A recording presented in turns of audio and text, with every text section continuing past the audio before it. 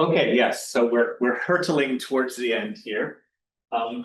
Before I continue, because I'm in the process of introducing these momentum twistor variables, I wanted to mention that so there's several different amplituhedron related concepts in the physics literature. So there's a classic amplituhedron that I'll be describing in the rest of my talk today that requires the extra ingredients of these momentum twistor variables.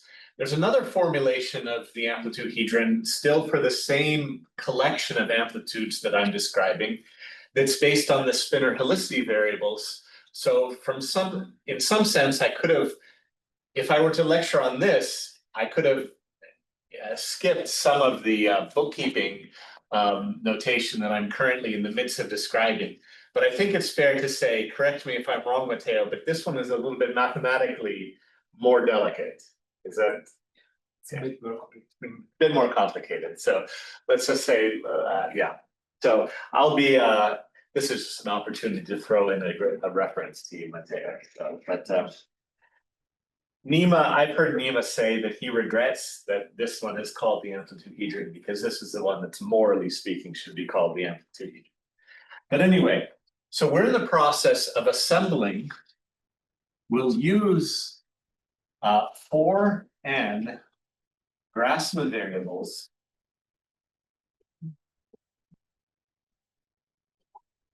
to assemble all n particle nk MHV amplitudes, helicity amplitudes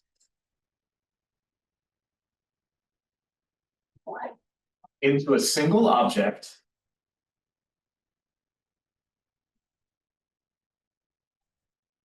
called the n particle nk MHV super amplitude.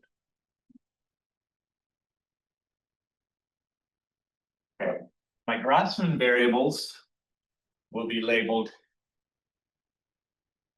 by eta, IA, where A runs from 1 to 4, and I runs from 1 to n, just like the index I everywhere else so far. And the rule is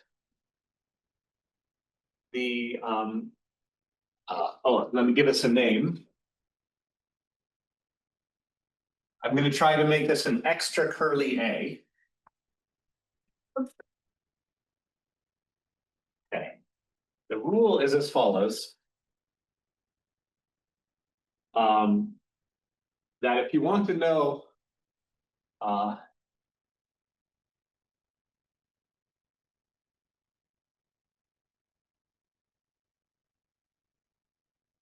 the helicity amplitude with a given configuration of helicities. Oh, I need one more thing, one more notation here, and I'll use eta I bar to denote the product. A is 1 to 4, eta IA.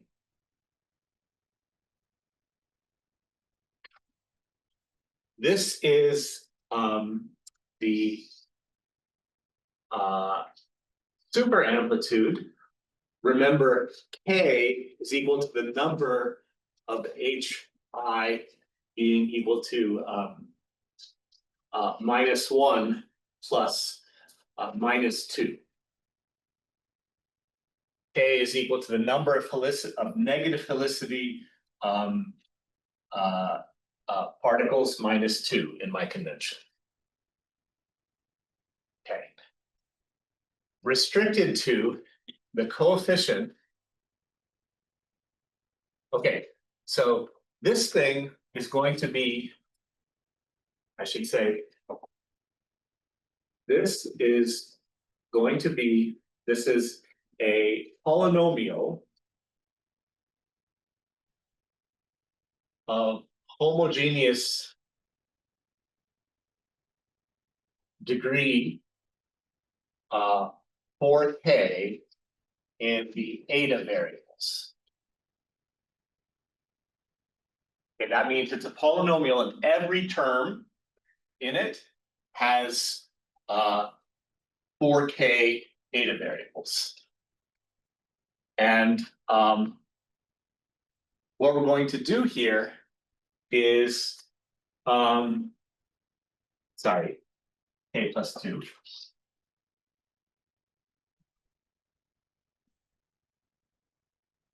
If you want to know a given helicity amplitude, you read off from this polynomial the coefficient of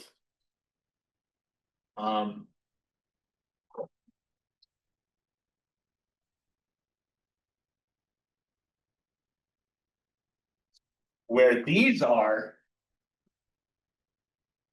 the particles with negative helicity. Okay, so hopefully there's no convention mismatch on board. Yeah, so we've got a big polynomial. I'm going to write an example in a minute. We've got a big polynomial that's of degree 4 times k plus 2. K plus 2 is the number of these that are equal to -1. So you expand that giant polynomial out and you read the coefficient of that. Example. The MHV super amplitude is AN0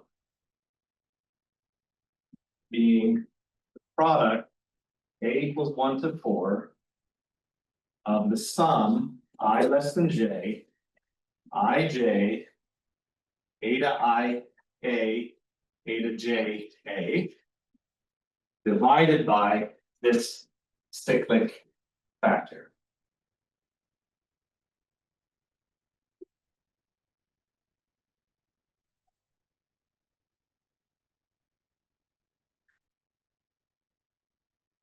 Okay.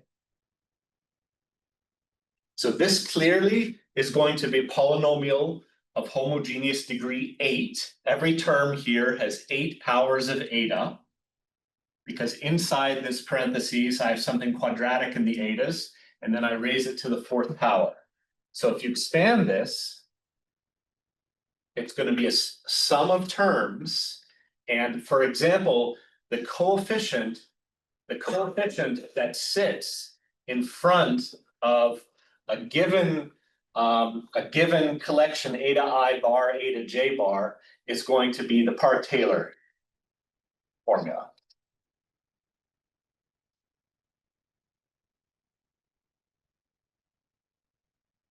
Plus ... Now, the reason I'm writing plus ... rather than an exact equals formula, this is Park-Taylor. That's the helicity amplitude with particles I, particles j being negative. The reason I'm not writing an exact formula here is certainly there are other terms that are not of this form. There are terms where you might have, mixed. You could have a term like eta 1 1, eta 2 2, eta 3 3, eta 4 4, eta 5 1, eta 6 2, eta 7 3, eta 8 4. Okay, that's also something that's order 8 in the Grassmann variable. So something like that, a term like that, might certainly appear when you expand this. These things have an interpretation as what we in physics call superpartners of the Yang-Mills amplitudes. But I don't want to dwell too much on that because it would take me too far afield. So the basic idea is that all of the helicity amplitudes with a given value of k are combined for bookkeeping purposes into this single object called the super amplitude. So another example is the NMHD super amplitude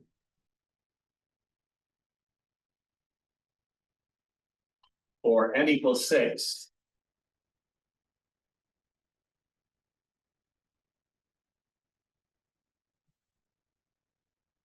So first of all, one interesting and important feature is that, so right off the bat, we know this is going to be degree 12, homogeneous of degree 12 in the etas.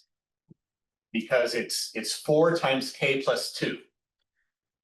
It's a general fact for any n and any k that you can always factor out the MHV piece, which is degree 8 in the etas. That factors out as a polynomial. That's a consequence of what we call supersymmetry, times a certain polynomial that's degree 4. And I'll write it for you. It's a sum of 3 terms, which is what amplituhedron experts expect, because we're going to interpret each of these terms as the volume of a simplex, where, but I need to define that.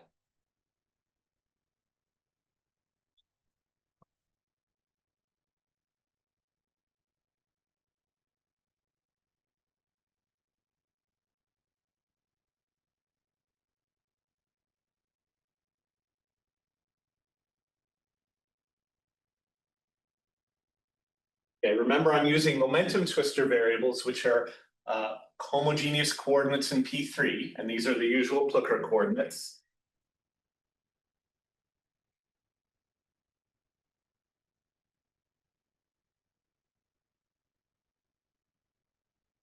Okay, now there remains still one undefined quantity on the board, and that is this, where chi is a collection of Grassmann variables related to eta by, and now I no longer have room, so the last formula goes over here.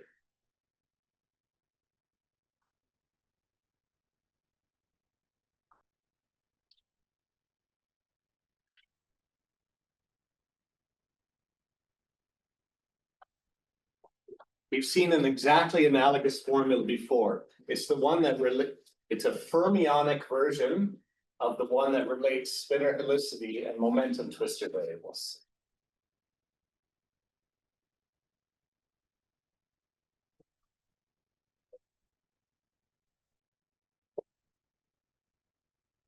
Okay.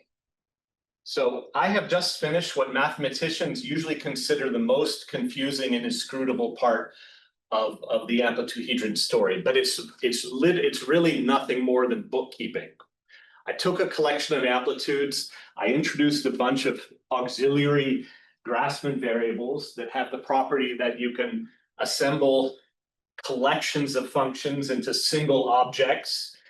And so notice the important point that because the transformation between the etas and the chi's mixes different particles with each other, this is a rather non-trivial rearrangement of the different spinor helicity component amplitudes between the etas and the chi's.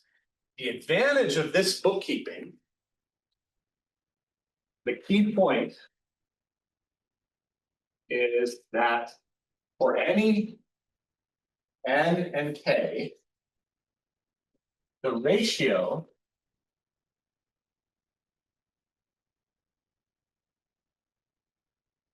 that's supposed to be the curly A. First of all, as always, you should be skeptical what I mean by dividing by a fermion, but it's allowed, it's non-trivial that that thing exists. Well, okay, it's a trivial consequence of supersymmetry. To you, it might seem non-trivial that it exists, but it exists because this always factors out as a degree 8 polynomial, leaving a degree 4k polynomial in the fermions. So a degree 4k polynomial in the chi's, that is, and here's the key, that is invariant under the action, let's say under left multiplication by SL 4/4 on the matrix, the momentum twister matrix.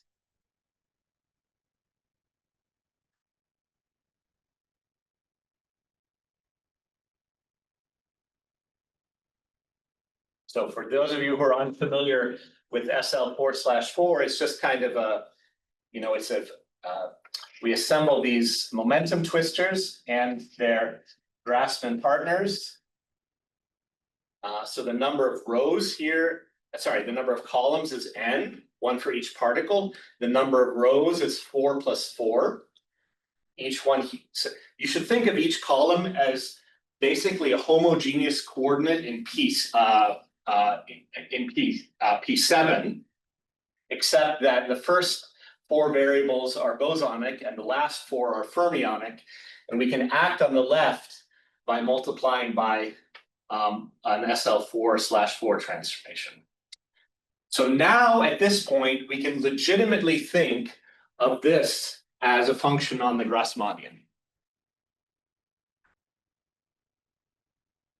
And it is these functions on the Grassmannian that we'll attempt to reproduce from the amplituhedron. Are there questions? Is it on the Grassmannian 8 then? No, it's really, you could think of it as 4/4. Actually, it's okay. In reality, we always think of it as 4n because we break up into different fermionic components. But it's been a long-standing puzzle or open question in literature to see if there's any use for the notion of cluster superalgebra vis-a-vis physics. Okay, so I've seen in the math literature there have been some attempts at various definitions. Not clear to me which ones are compatible with each other, which ones are different. For us, the natural space is not really the Grassmannian GR4, n. I mean, we can get that by chopping it up. But for us, the more natural space is actually GR4/4, n. So It's still a little unclear what the slash means. Oh, well, it just means it's a vector space, but I'm sorry, you should think of these columns. Each column here, you should think of as a homogeneous coordinate. Each column is a homogeneous coordinate in P3/4, which means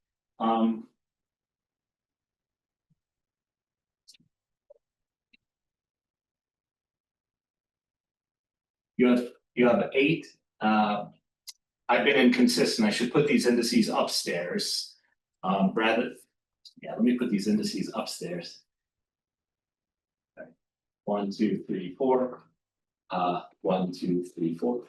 You identify this with itself under any overall multiplication by any overall non-zero complex number, except that these chi's are Grassmann variables.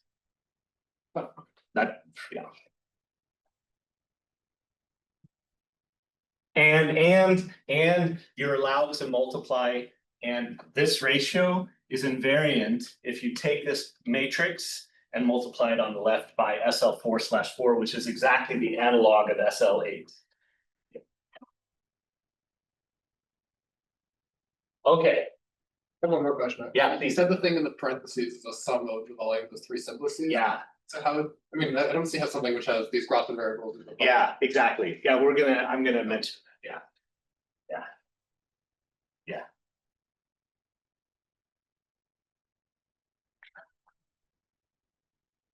Okay. So anyway, the lecture notes that I gave a reference to yesterday continue from here and work up, constructing that polytope of whom those 3 terms are the volumes of. I want to kind of now give a top-down approach that takes a little bit of a different point of view, and hopefully give you sort of a bigger picture idea of what's going on. Okay, so here's an outline of the whole story. Over here, we have the Grassmannian k comma n. And here we have the Grassmannian k plus n. Here we have the positive part. Gr k comma n, sorry, the non-negative part greater than or equal to 0. And as we've seen, or as Laura reminded us, this thing admits a cell decomposition. So there are various cells here, and the various cells have different dimension. Okay, I'm going to try to indicate that in various ways.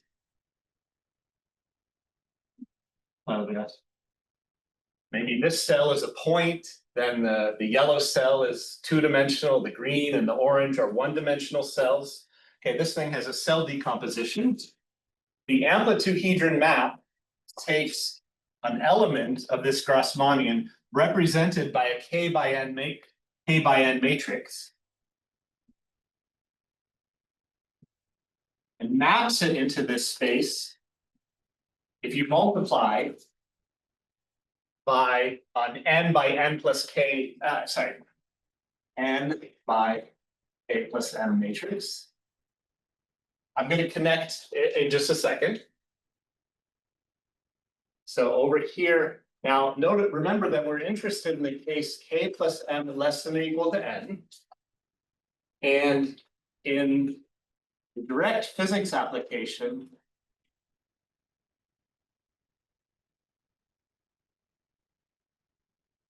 n is equal to 4. We're gonna review that in just a second. So the amplituhedron is defined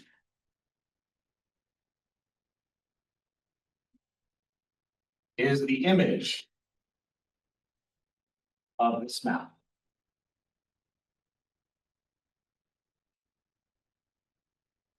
Okay, so the white part there maps into the red part. Now, because in the general scenario, this space is lower dimensional than this space, we're mapping from a higher dimensional space to a lower dimensional space. This map is definitely non-injective. And in general, these pieces, these individual cells, many of them will get smushed into lower dimensional pieces. Okay, but some of them might survive as in their original definition, And so the name of the game in amplituhedronology is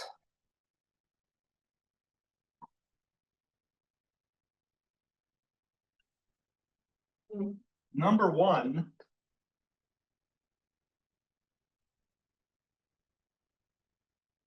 we want to identify collections of cells in the left-hand side there on which this map is injective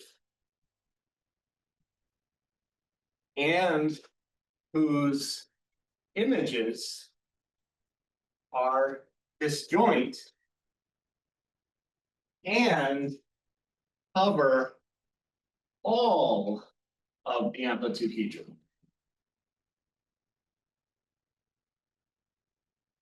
So we have this many-to-one map, but most of these pieces are redundant. They don't give you anything new contributions to the image.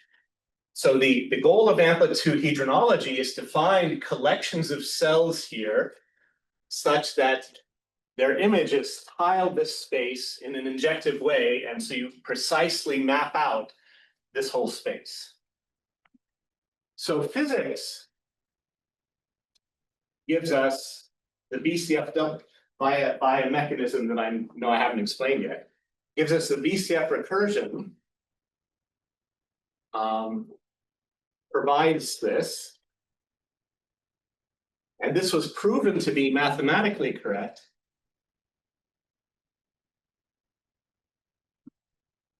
In recent years by Matteo and Lauren and their collaborators, Melissa, Chaim, Tzvika, and Ran. But I want to explain a different part of the, I emphasized in my first lecture, I want to explain the functions that we get, not just the combinatorics, the functions we get in this way, and how they compute the amplitudes I described.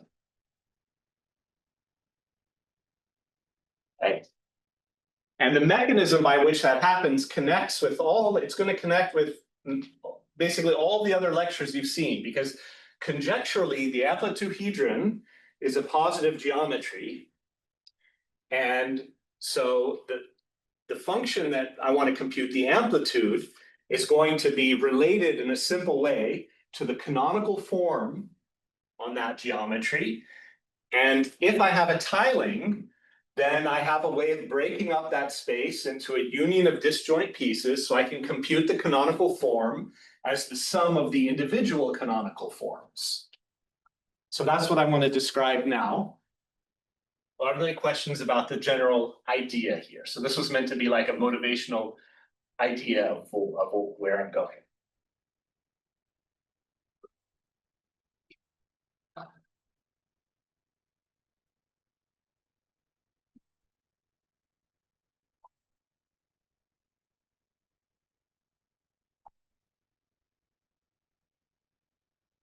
Okay. So what I want to do is so we know that cells in the non-negative Grassmannian are in correspondence with equivalence classes of reduced Playday graphs. This is what Laura explained. And they're also in correspondence with, as she also explained, permutations of,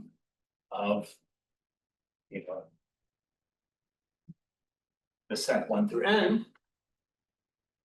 So what I want to do is I'm going to define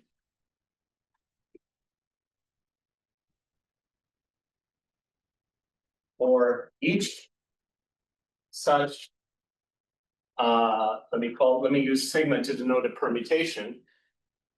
For each such equivalence class, i.e. each sigma, a function of an n by k plus m matrix Z. By the way, I think I've been careful in calling this new matrix Z with a strike through it, because it doesn't have exactly the same shape as the momentum twister matrix. So that's the connection I'm going to make in a minute. Okay, this is the goal. And in order to write the formula, I need only one ingredient. I need to define our notion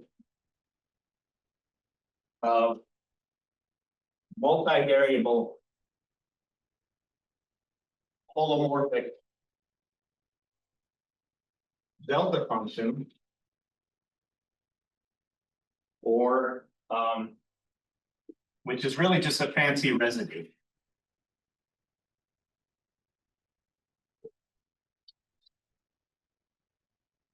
And so residues are popular in the lectures at this school. So here's the definition we use in physics.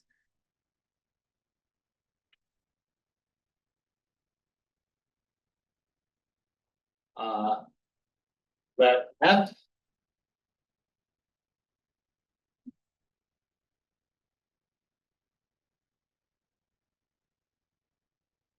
actually, let me use D.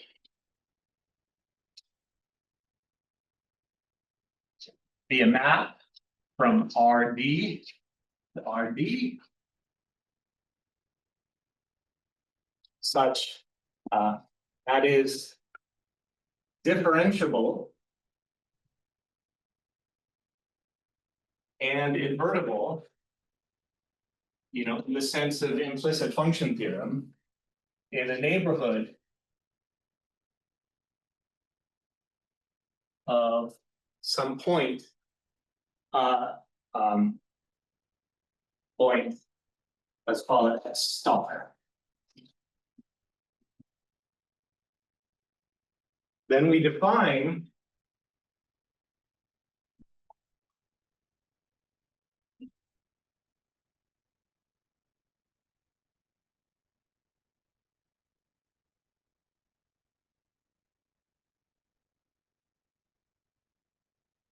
this notion of delta function to be equal to G evaluated at X star divided by the Jacobian matrix. Evaluated at X star.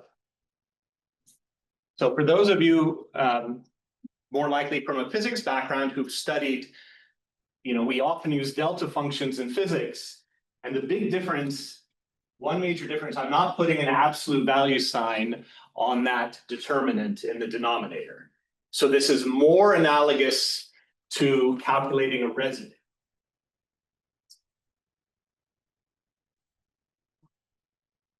Right? If f of z has a simple zero at d star, then the residue of 1 over f of z is literally 1 over df dz evaluated z equals z star. So that's an example of that phenomenon. So is the X star, is that in the delta, or do you want that in the notation in the integral, or because this depends on choice of X? Oh my gosh, yeah, thank you, that's crucial. I forgot the most important point, where f x star is equal to 0. It has to be a 0. Okay, and if there are many zeros, if you have a discrete collection of isolated zeros, sum over all x star such that f of x star is equal to 0. I think it's called proof of Grothendieck residue. Okay, excellent. Super, thank you. Good to know that we are following in good footsteps. Okay, so that's the only notation I'm going to need to write my formula.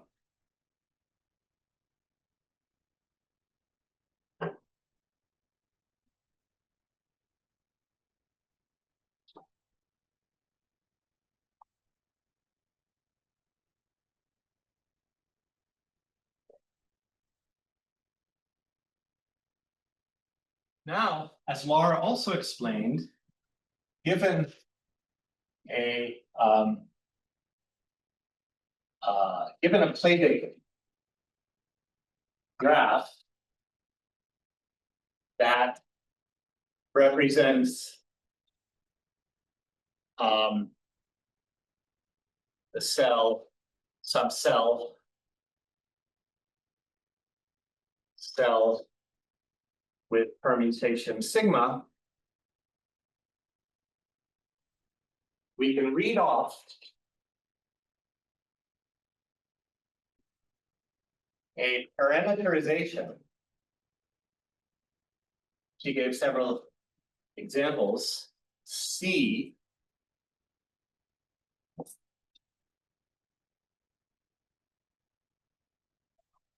where this will be a K by N matrix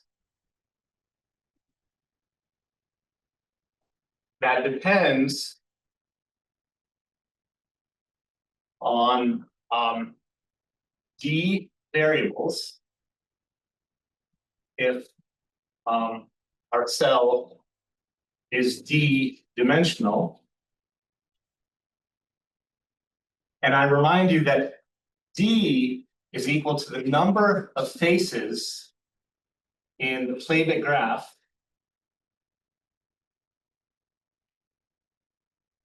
minus 1. So sometimes we use an extra variable f naught, and the f's are subject to the constraint that the product of all of them is equal to 1. Okay, so there's one redundancy.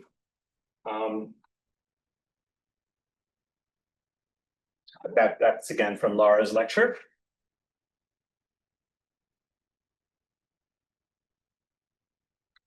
I think I'm basically ready to write the formula now.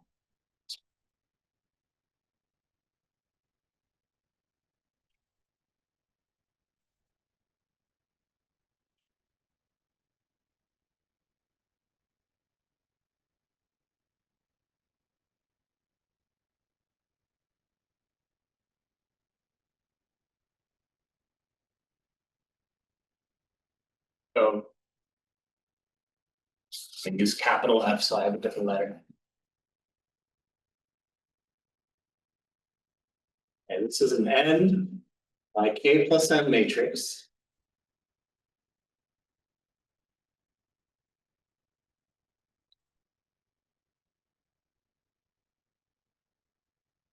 I need to get rid of,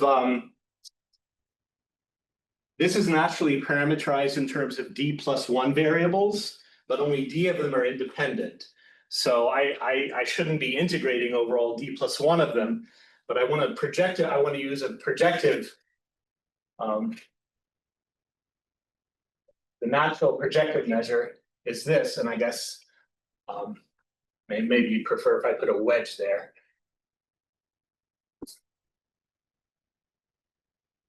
Okay, that's my integral, and then what I put in here is a product over all entries of C Z, right? This is, I remind you, this is a K by N matrix. This is an N by K plus N matrix. So the product matrix will be K times K plus M. That will be the size of that product. Delta function CZ, so this runs over the row and column. I and J label entries of the matrix CZ.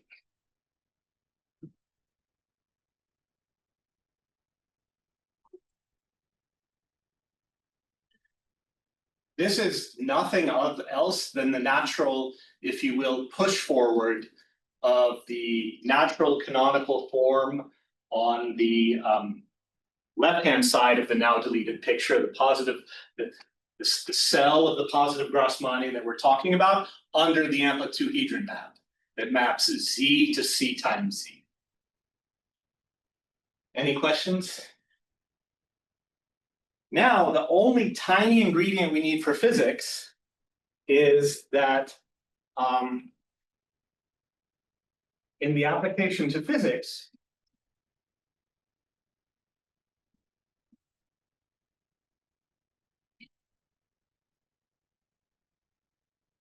CZ will have this structure. As we've said, it's K by M plus K.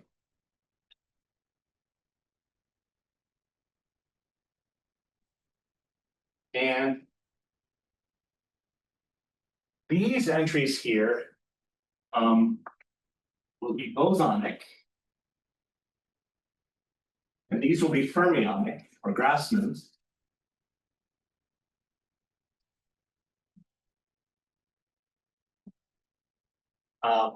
M is equal to 4.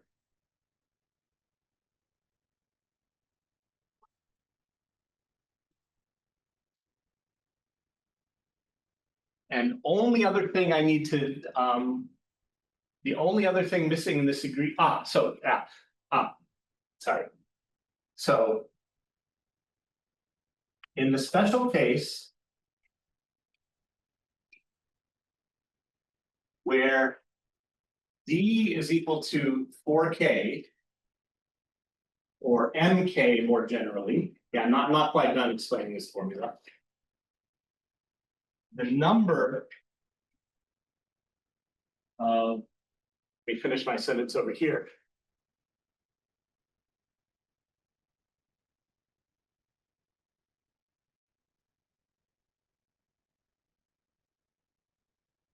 The number of ordinary, that means bosonic entries equals the number of integration variables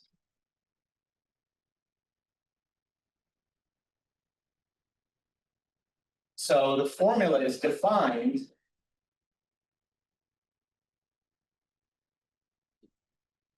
using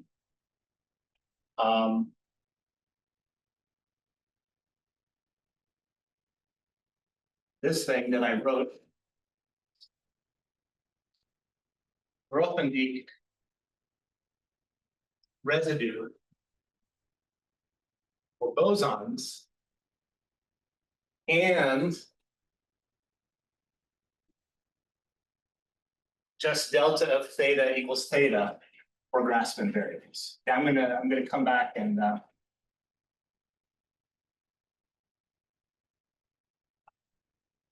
so in this product here, we have a product of 4K bosonic variables or ordinary variables and K-squared Grassmann variables.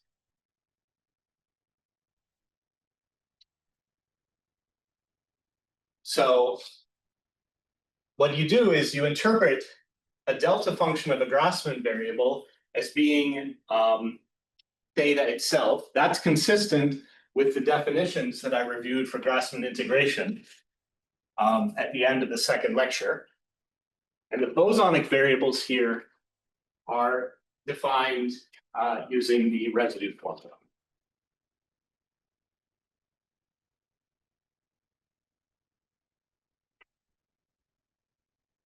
Are there any questions about this? Yes. I have a question, but maybe I got lost at some point. So Yes. the idea is that C or Z have Grassmann variables. Yeah, because they're inside my Z. Okay, so They're- the Grassmann they are- variables are always inside the Z. Yeah, exactly. This thing is totally this is exactly nothing else than the parameterization of the cell of the totally non-negative Grassmannian, the same that Laura described in the lectures. And then the Z only has Grassmann variables. No, it has both, but it has both in such a way that the product has this structure. And then how would you define for Grassmann variables that Z is totally positive? Ah, excellent. Yeah, you don't need to. Good, we don't care. Because, well, I'm sorry, for some purposes we care, but that's a great question. Often we don't care because the idea is this is a function that we can associate to a cell of the totally non-negative Grassmannian. And so we need C to parameterize a cell of the totally non-negative Grassmannian, but we can evaluate that function for arbitrary Z. Like it's a rational function, you know, you can, if you calculate a rational function in one region, like there's no harm analytically continuing it to some other region. So I don't even need to define, and it's useful for some purposes, but I don't need to define a notion of total positivity on a matrix that has Grassmann entries. Thank you. So, in other words, in the definition of the amplituhedron, like when mathematicians study it, yeah, they require that Z be a positive K by K plus M matrix. And that's totally fine. You do the calculation under that assumption, you get some formula. But once you have that formula as a function of Z, you can plug in Grassmann variables into that formula. I see. Because what's come out is a rational function, and you say, okay, I'm just going to plug Grassmann variables into my rational function. I see. Okay.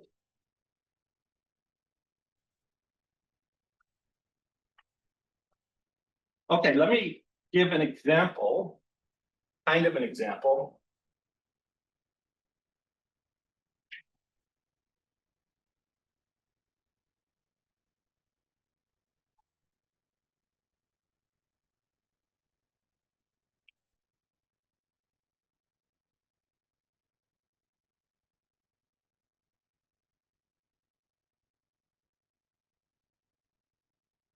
This is again, let's say the n equals 6, k equals 1.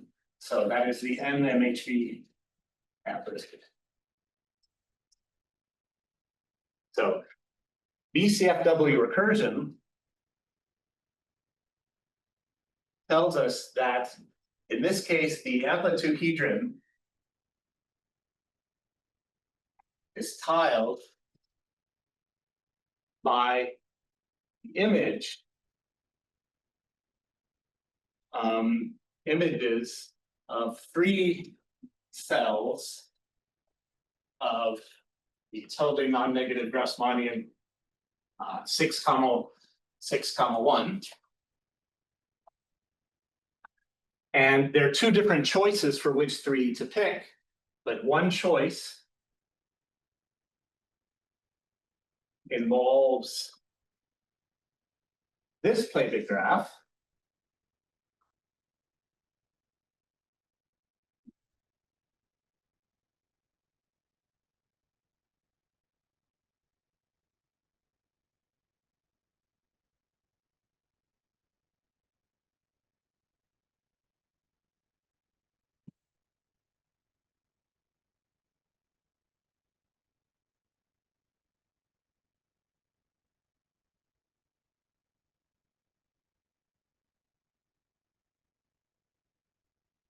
Okay, remember the rule. So what I've drawn here is I've drawn a Plavet graph with a perfect orientation. Remember, the perfect orientation means that from a white vertex, the arrows, all but one should be moving out. I hope that's the standard convention. And at a black vertex, here I've got something that Laura might have excluded, but we call this a lollipop. This is included just to remind us that this is an example with one source and 5 sinks. Okay, that's how you can tell just by looking at it that it's a graph of type 1, 6 or 6, 1. And therefore it parameterizes a cell of GR6, 1. And if you want to know what is the dimension of the cell that it parameterizes, you count the number of faces and subtract 1. Like I might associate the face variable F0, F1, F2, F3, and F4. So this parameterizes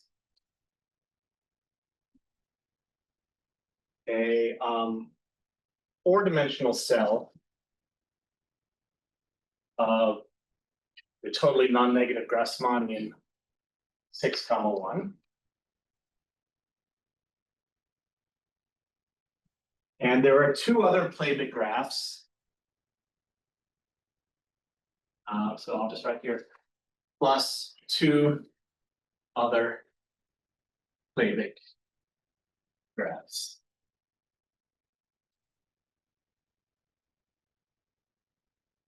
Okay, so from amplituhedronology, we know that the cells associated to these 3 Plavet graphs, this one and the 2 partners that I haven't drawn, The images of them under the amplituhedron map tile the amplituhedron. So to compute the amplitude according to the prescription or conjecture of Arcani Hamed and Trinka, we need to sum the three canonical forms. And if you do that calculation, you compute what they are, you'll get this thing that I wrote earlier on the board. 6, 1, 2, 3, 4.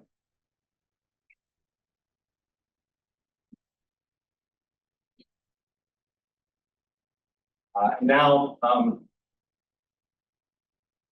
I have to confess that I wasn't quite sure if I lined up the, actually just looking at it. Yeah, I think I've cycled it by one incorrectly. They said, yeah, I'm sorry for that. There's a mismatch. I think the answer is more likely to be.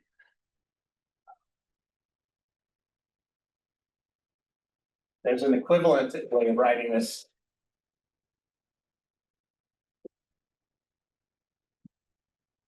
And that looks more plausible to me at the moment. Okay. So, but the index shouldn't appear. I'm sorry. Yeah, I was trying to make it. Yeah, you're right. It should appear at all. 1, 3, 4, 5, Yeah, I precisely did it wrong. I noticed the 2 and I want it to not appear. It's 1, 3, 4, 5, 6. Yeah. But then who's the repeated? Oh, sorry. Then 4 doesn't appear and 6. Yeah.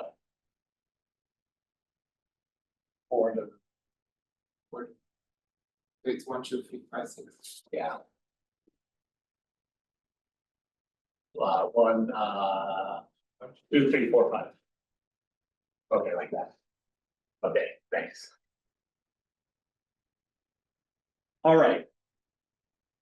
So in my 5 minutes left, I just want to sketch some advanced topics.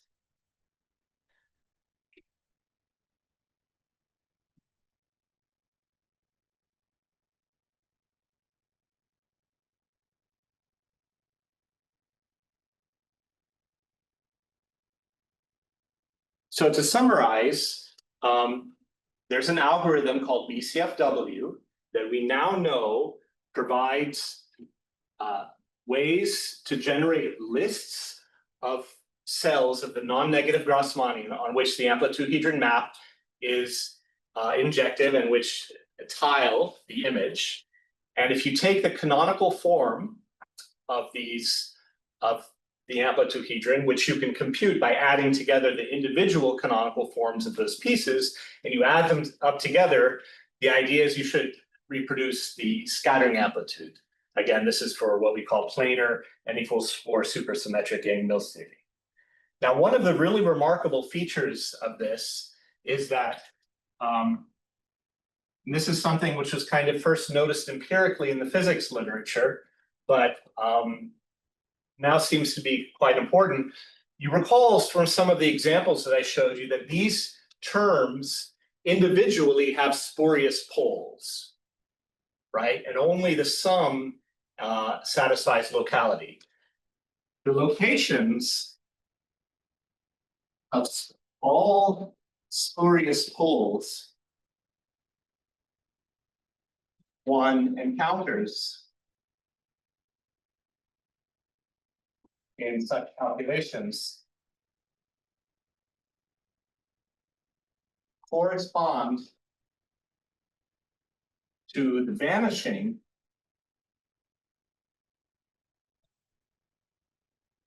of cluster variables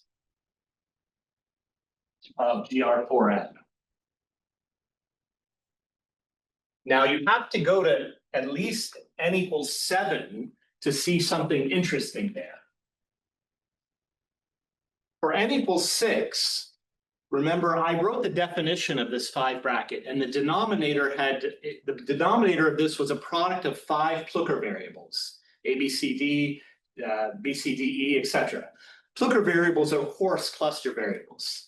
if you start doing analogous calculations for n equals 7 or higher, you start finding factors in the denominator here that are more interesting cluster variables. There, because the Grassmannian cluster algebra GR4n for n greater than 6 has cluster variables that are not Plückers. And the non-trivial thing, kind of first observed empirically in physics, is that all of the denominators that you ever get in that way are cluster variables of GR4n. And now, thanks to the work of Matteo and Lauren and friends, we know that indeed that's consistent with their finding that the tiles of the amplituhedron in the image. So you've got the amplituhedron here, and it's cut into these tiles. And these pieces here, the boundaries between them correspond always to the vanishing locus of cluster variables of GR4, n. What's even more remarkable, and that's also consistent with their mathematical results, is that in any individual term, i.e. any individual cell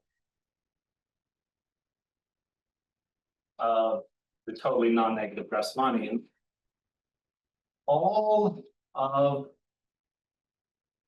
the poles, i.e. all of the denominator factors,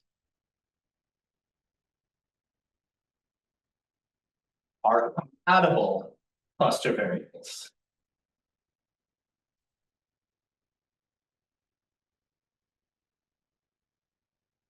I don't remember if that term has been used yet in the school, but that means that there exists a single cluster that contains them all.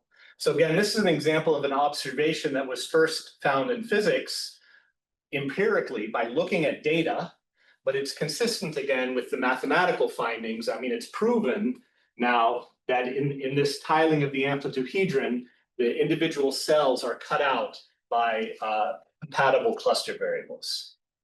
Okay, so I'm out of time now. This last bit was intentionally very quick, but it was meant just to paint a picture of some of the remarkable connections that we're seeing between these really highly non-trivial functions in physics. And I've tried to emphasize from my first lecture that we come at from the point of view of studying functions and their remarkable properties, and then we connect it to geometry and combinatorics. Anyway, it's just been an amazing journey. And there's still an enormous amount that we don't understand and that remains to be discovered. So I hope you enjoyed all of this.